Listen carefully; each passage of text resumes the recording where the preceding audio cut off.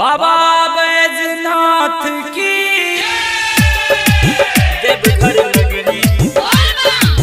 देवघर नगरी music director बाबा के डीजे मुन्ना खिड़की बाजार मधुबनी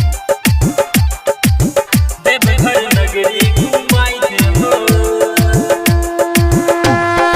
अइले सावन तहु चलै गे जान बन के कवरिया जपब भोले नाम अइले सावन तहु चलै गे जान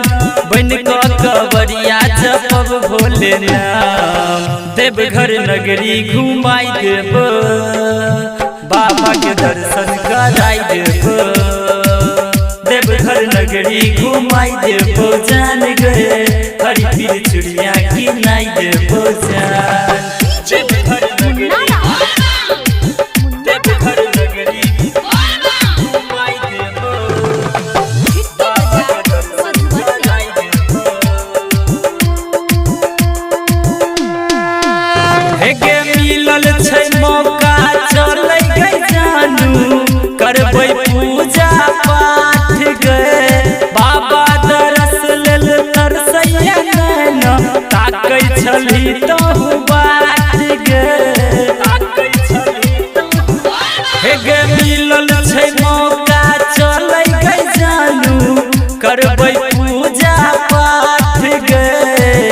चल त्रिकुट तपोवन घुमैबो बस की बाबा के दर्शन करैबो अइले सावन तहु चलै गे जान बन के कवरिया जपब भोले नाम देवघर नगरी घुमाई देबो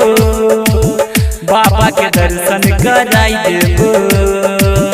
देवघर नगरी घुमाई देबो जान गए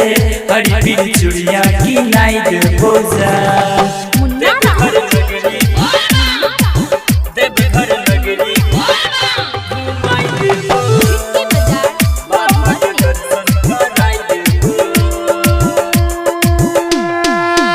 हे गई गंगा जल बेल पात चढ़ाई के पूजबै चरनिया गे तोहरो ललसा पूरा हेतौ बात मान ले हमर निया गे हे गए गंगा जल बेल पात चढ़ाई के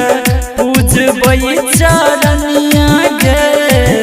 बाबा आगे जुड़बै हाथे मंगबै जन्म जन्म के साथ गायक गुंजन कहो करै नै ले खुलल छै ओढ़र दानी के गेट चल चल दर्शन कराई देबो देवघर नगरी घुमाई देबो देवघर नगरी घुमाई देबो जान गए हरी पीर चुड़िया किनाई देबो जान अइले सावन तहु चलै गे जान बन के कवरिया जपब भोले नाम अइले सावन तहु चलै गे जान बन के कवरिया जपब भोले नाम देवघर नगरी घुमाई देबो बाबा के दर्शन कराई देबो देवघर नगरी घुमाई देबो जान गए हरी पीर चुड़िया किनाई देबो जान।